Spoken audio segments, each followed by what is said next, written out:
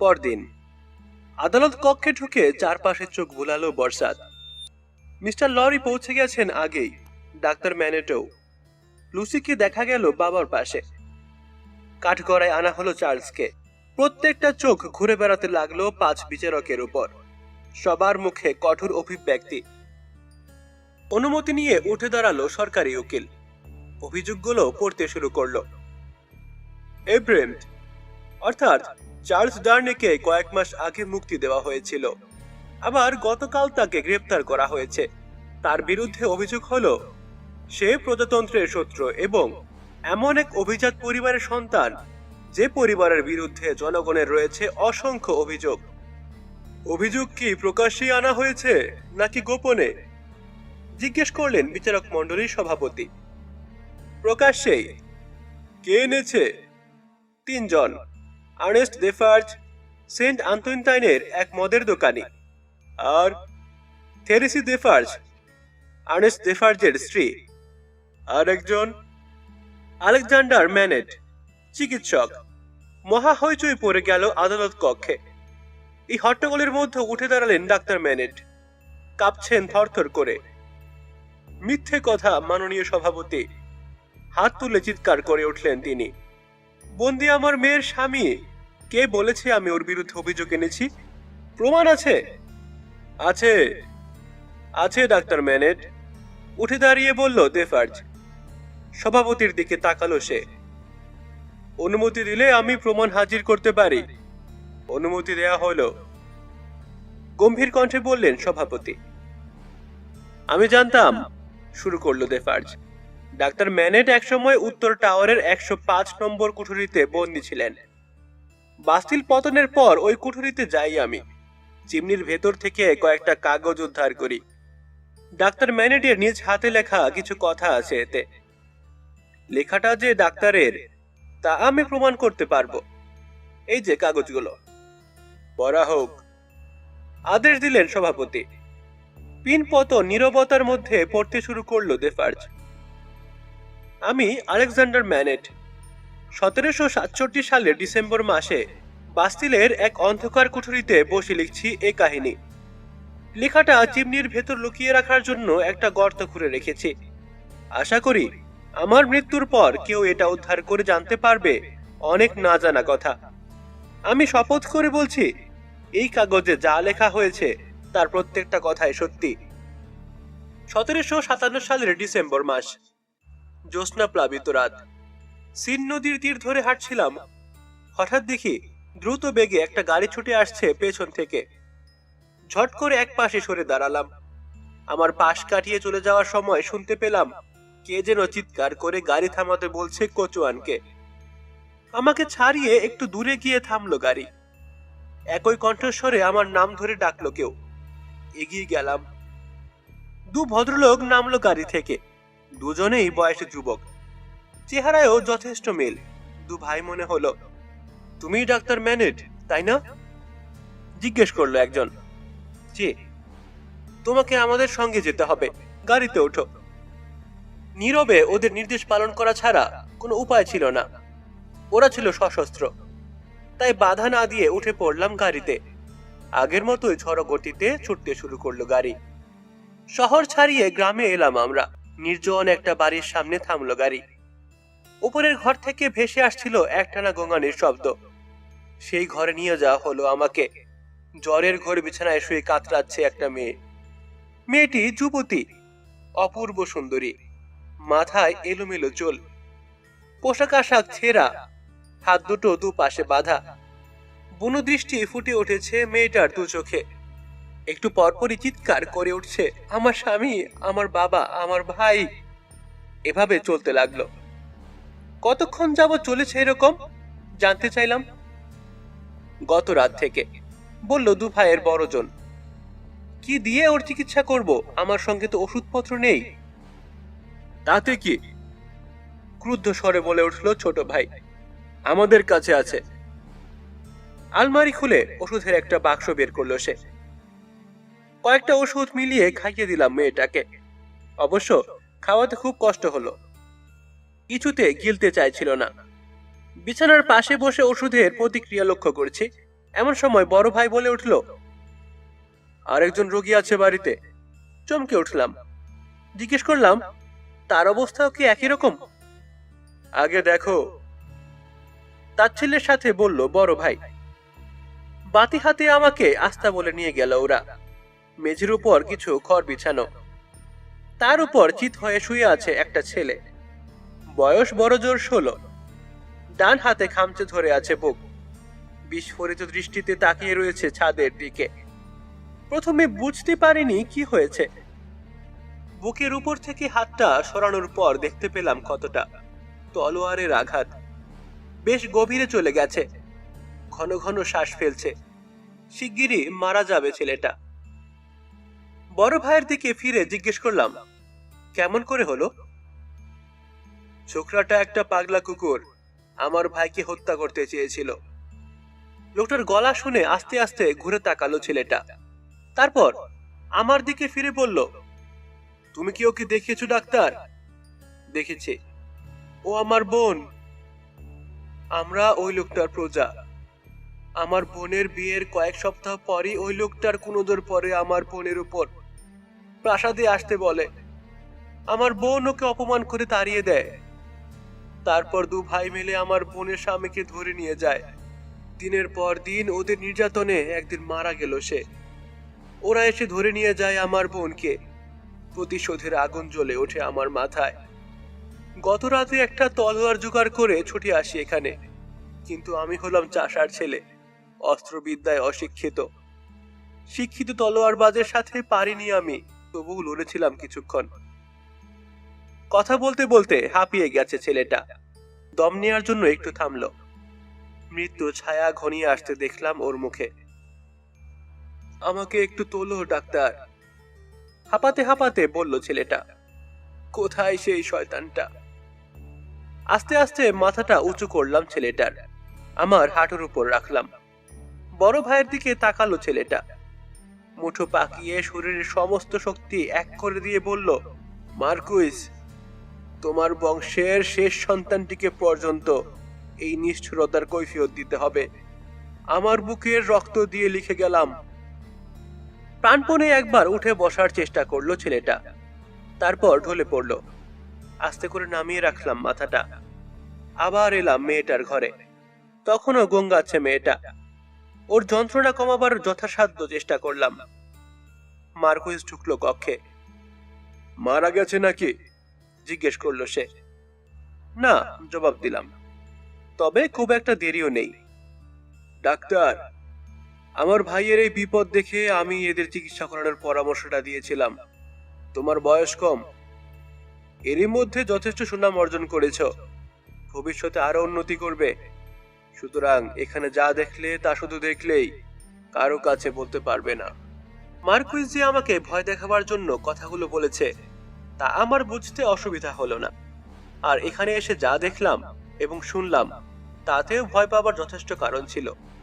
তাই খুব হিসাব করে জবাব দিলাম, মসিয়ে, পেশায় আমি ডাক্তার, রোগীদের গোপনীয়তা রক্ষা করা আমার কর্তব্য। আমার জবাব শুনে চলে গেল মার্কুইস। মেয়েটার দিকে মনোযোগ দিলাম। নাম জিজ্ঞেস করলাম, পরিচয় জানতে চাইলাম, কিন্তু কিছুই বলল না মেয়েটা। বালিশের উপর রাখা মাথাটা এপাশ ওপাশ নাড়ল শুধু। ঘণ্টাখানেক পর মারা গেল মেয়েটা। নিচের ঘরে অস্থির ভাবে পায়চারি করছিল দু ভাই। খবরটা জানালাম তাদের। ধন্যবাদ ডাক্তার, বলল মার্কুইস।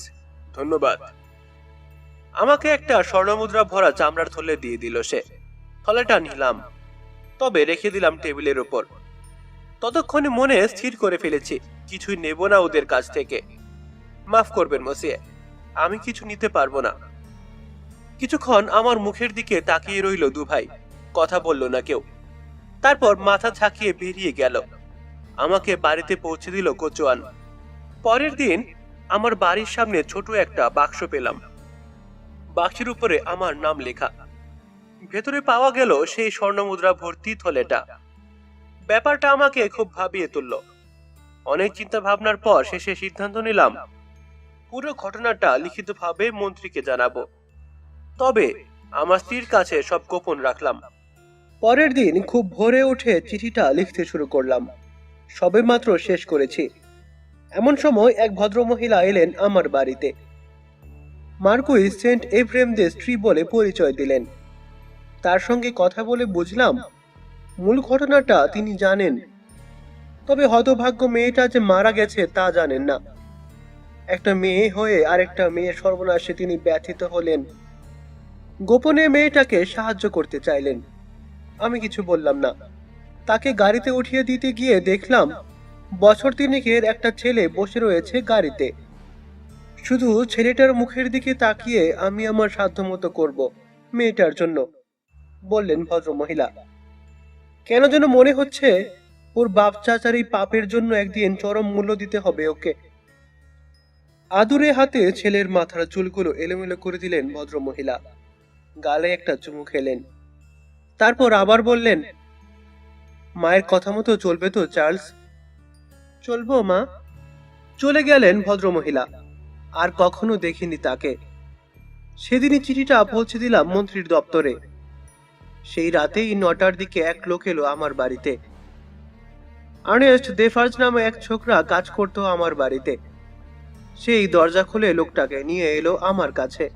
লোকটা বলল, সেন্ট অ্যাবিতে একজন রোগীর খুব খারাপ অবস্থা, আপনাকে এক্ষুনি যেতে হবে। বাইরে গাড়ি দাঁড়িয়ে আছে। নিচে নামলাম।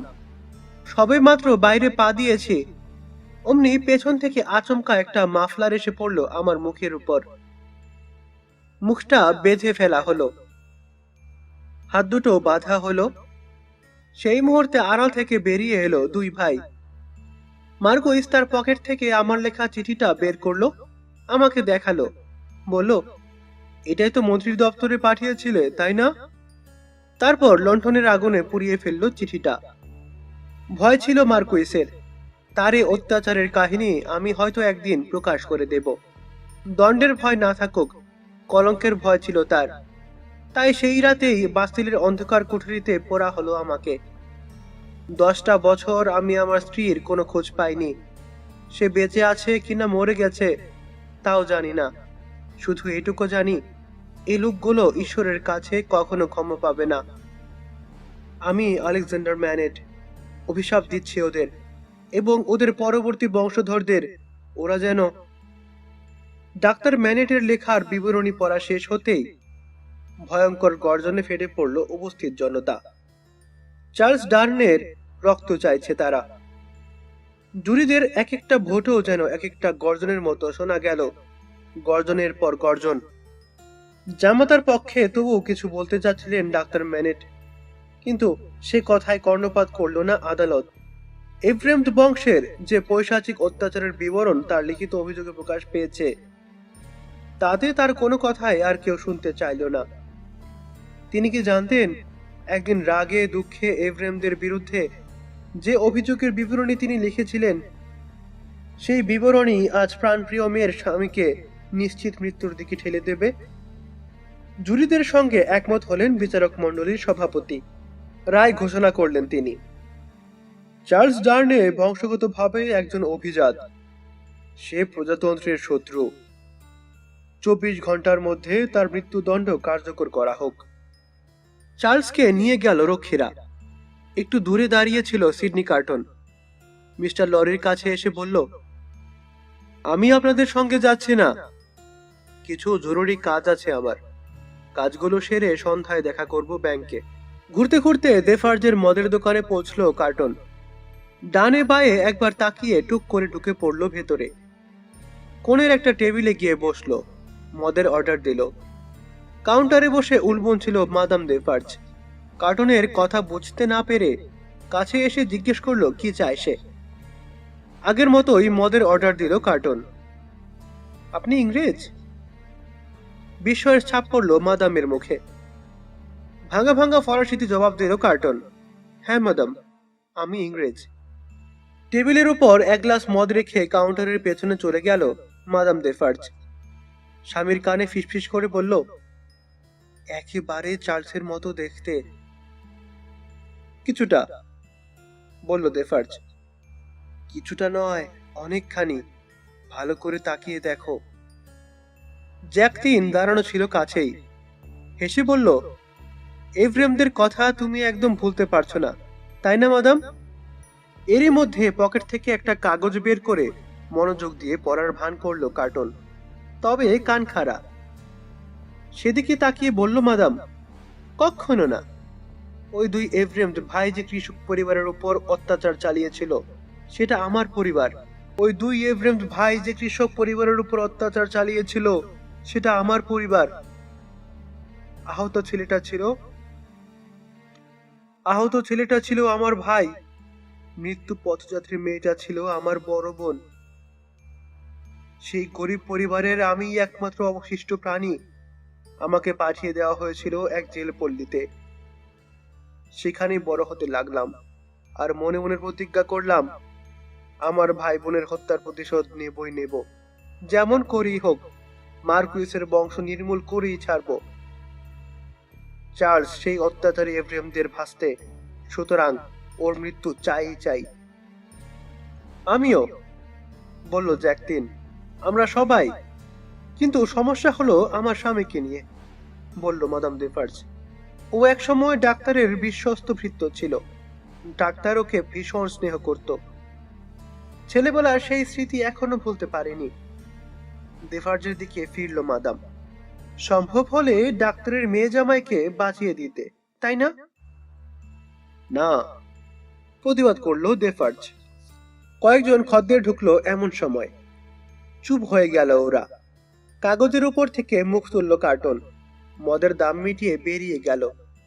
মিস্টার লরির বাড়ির দিকে হেঁটে চলল। বাড়িতে পাওয়া গেল মিস্টার লরিকে। অস্থিরভাবে পায়চারি করছেন, চোখে মুখে দুশ্চিন্তার ছাপ। কার্টুনকে দেখে পায়চারি থামালেন তিনি। সব শেষ, ধরা গলায় বললেন মিস্টার লরি। রাষ্ট্রপতির সাথে দেখা করেছে ডাক্তার, সরকারি উকিলের সাথেও কথা বলেছে, কিন্তু সবারই এক কথা, জুরিদের সিদ্ধান্তই চূড়ান্ত। আবারও পায়চারি শুরু করলেন মিস্টার লরি। বসে রইল কার্টুন।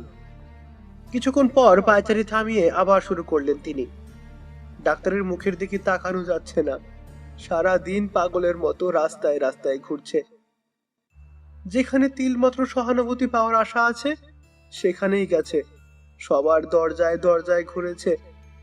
এই কয়েক সপ্তাহে কত লোকের উপকার করেছে সে, কিন্তু আশ্চর্য, কেউ আজ তাকে নিয়ে বিন্দুমাত্র সাহায্য করতে রাজি হলো না। বেপরোয়া বিপ্লবীদের ভয়ে সবাই লেজ গুটিয়ে ফেলেছে। চার্লসকে আর বাঁচানো গেল না। ডাক্তার এখন কোথায় আছেন? জিজ্ঞেস করলো কার্টুন। কারো কাছে গেছে হয়তো, আবার আসবে বলে গেছে।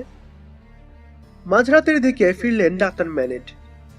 উস্কো খুস্কো চুল, উদ্ভ্রান্ত দৃষ্টিতে তাকাচ্ছেন চারপাশে, কি যেন খুঁজছেন। কেউ কিছু বলার আগেই হঠাৎ চিৎকার করে উঠলেন তিনি, না, কিছু হয়নি, কিছু করতে পারিনি। কেউ কোনো আশা দেয়নি। হঠাৎ থেমে গেলেন ডাক্তার ম্যানেট। গায়ের কোটটা খুলে ছুঁড়ে ফেললেন। তারপর আবার চিৎকার করে উঠলেন, আমার বেঞ্চটা কোথায়? জুতা সেলাই সরঞ্জামগুলো কোথায়? কোথায় সেগুলো? আকাশ ভেঙে পড়লো মিস্টার লরির মাথায়। পুরনো পাগলামে ফিরে এসেছে ডাক্তারের। আবার তার মন চলে গেছে 105 উত্তর টাওয়ারে। ধরাধরি করে সোফায় শুইয়ে দেওয়া হলো ডাক্তার ম্যানেটকে। সেই সাথে আশ্বাস দেওয়া হলো তার জুতা সেলাই সবকিছু এনে দেওয়া হবে। বেশ কিছুক্ষণ কেটে গেল নীরবে। তারপর কথা বলল কার্টুন। ওনাকে বাসায় পৌঁছে দিন মিস্টার লরি। বলতে বলতে ঝুঁকে ডাক্তারের কোটটা তুলল সে। হঠাৎ একটা কাগজ পড়লো মেঝেতে। কাগজটা কুড়িয়ে নিল কার্টুন। মাই গড! এক নজর চোখ বুলিয়েই অস্ফুট আর্তনাদ করে উঠল সে। এ যে দেখছি ডাক্তার আর লুসির প্যারিস ছাড়ার ছাড়পত্র। নিজের পকেট থেকে একই রকম আরেকটা কাগজ বের করলো কার্টুন। আমারটাও রাখুন। তোমারটা কেন? জিজ্ঞেস করলেন মিস্টার লরি।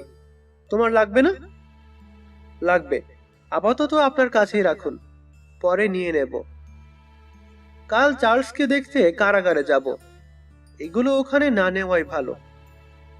ডাক্তারদের কোনো বিপদের সম্ভাবনা আছে নাকি? আছে। মার্কুইজে চিরশত্রু মাদাম ডেফার্জ লেগেছে পেছনে। শুনেছি চার্লসের মৃত্যুর পর ডাক্তার আর লুসিকে বন্দি করা হবে। তবে আপনি চেষ্টা করলে ওদের বাঁচাতে পারেন। তা কি করে সম্ভব? অবাক হয়ে বললেন মিস্টার লরি। শুনুন তাহলে। চার্লসের মৃত্যুদণ্ড হবে আগামীকাল বেলা 3টায়। এর আগ পর্যন্ত ওরা নিরাপদ। কাজেই আগামীকাল সকালের দিকে একটা গাড়ি ভাড়া করে রাখবেন, যেন দুপুর নাগাদ আমরা রওনা হয়ে যেতে পারি।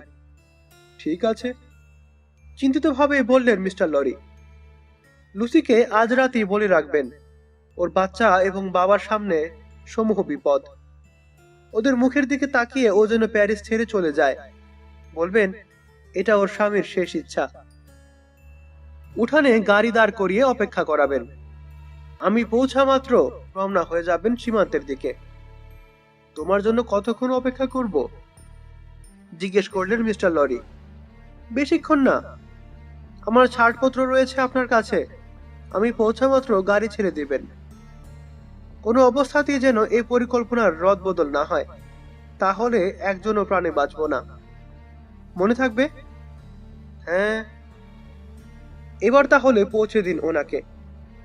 ডাক্তারের একটা হাত তুলে ঠোঁট ছোঁয়ালো কার্টন, তারপর বেরিয়ে গেল।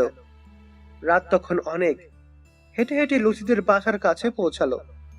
একটা ঘরে আলো জ্বলছে তখনও। কয়েকটা মুহূর্ত তাকিয়ে রইল বাড়িটার দিকে, তারপর যাবার আগে হাত তুলে শুভকামনা করলো লুসির, আর বিড়বিড় করে বলল, বিদায় বন্ধু। আরো কিছুক্ষণ হাঁটলো কার্টন। পকেট থেকে এক টুকরো কাগজ আর কলম বের করে রাস্তার বাতির দিকে গিয়ে দাঁড়ালো। কিছু লিখলো কাগজে।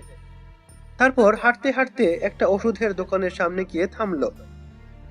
দোকান বন্ধ করার আয়োজন করছে দোকানদার। দ্রুত ঢুকে পড়লো ভেতরে। কাউন্টারের উপর রাখলো কাগজটা। এক নজর চোখ বুলিয়ে মুখ তুলে তাকালো দোকানি।